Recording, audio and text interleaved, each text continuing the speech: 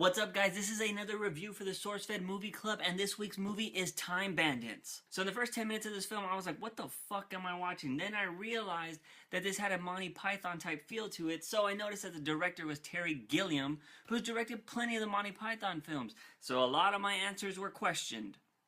Questions were answered. So I don't know, I guess the synopsis of this film is basically kid with shitty parents, has little people pop out of his closet, gets his ass kicked, and then they go on adventures to steal stuff, and it's Looper meets Narnia with Jesus thrown in there some, and the devil. The one thing I love about these 80s movies that are before my time, literally, is when they put sex jokes or adult jokes into the movies and they make them, I don't you want to say subtle, but you know, they try to cover them up, but you know, they're totally sex jokes. And there was plenty of them between Shelley Duvall's character and Michael Palin's character.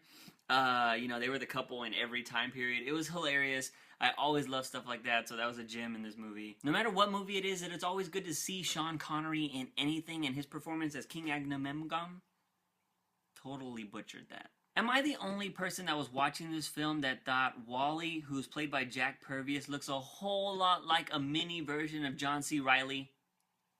The one thing I love about comedy movies that have to do with time travel is the places they decide to visit. And it was hilarious that they had John Cleese as Robin Hood, that they went to go party on the Titanic, and they had Napoleon in there, because shortness is funny. With all that nonsense aside, and I really get down to the movie, I want to say I thought it was alright. It had its moments. It's one of those movies that you can quote or be like, hey, that was cool, remember? But it didn't really, I found myself at times just kind of getting bored and not having full interest in it. Like I said, it had that Monty Python feel, but it wasn't technically Monty Python. So yeah, I don't know. I would probably give this film 2.5 juice boxes out of 5. So that is my review of Time Bandits for the SourceFed Movie Club, and I just want to go ahead and ask one more question at the end. So the kid's an orphan, right? Did they leave him money, or is he just like Scrooge for the rest of his life? Think about it.